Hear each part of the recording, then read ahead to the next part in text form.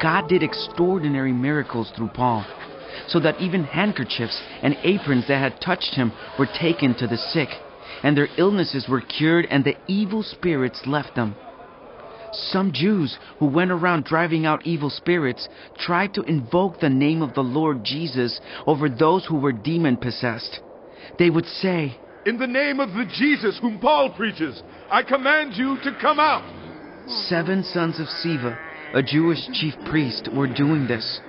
One day, the evil spirit answered them, "Jesus I know, and Paul I know about, but who are you?" Then the man who had the evil spirit jumped on them and overpowered them all. He gave them such a beating that they ran out of the house naked and bleeding. When this became known to the Jews and Greeks living in Ephesus, they were all seized with fear, and the name of the Lord Jesus was held in high honor. Many of those who believed now came and openly confessed what they had done. A number who had practiced sorcery brought their scrolls together and burned them publicly.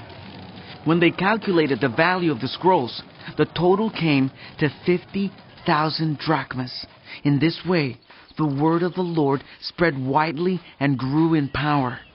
After all this had happened, Paul decided to go to Jerusalem, passing through Macedonia and Achaia. "After I've been there," he said, "I must visit Rome also." He sent 2 of his helpers, Timothy and Erastus, to Macedonia, while he stayed in the province of Asia a little longer. About that time, there arose a great disturbance about the way. A silversmith named Demetrius, who made silver shrines of Artemis, brought in a lot of business for the craftsmen there. He called them together, along with the workers in related trades, and said, "You know, my friends, that we receive a good income from this business. And you see and hear how this fellow Paul has convinced and led astray large numbers of people here in Ephesus and in practically the whole province of Asia. He says that gods made by human hands are no gods at all. There is danger not only that our trade will lose its good name, but also that the temple of the great goddess Artemis will be discredited. And the goddess herself, who is worshipped throughout the province of Asia and the world, will be robbed of her divine majesty." When they heard this, they were furious and began shouting, Soon the whole city was in an uproar. The people seized Gaius and Aristarchus, Paul's traveling companions from Macedonia, and all of them rushed into the theater together. Paul wanted to appear before the crowd, but the disciples would not let him. Even some of the officials of the province, friends of Paul, sent him a message begging him not to venture into the theater. The assembly was in confusion. Some were shouting one thing, some another. Most of the people did not even know why they were there.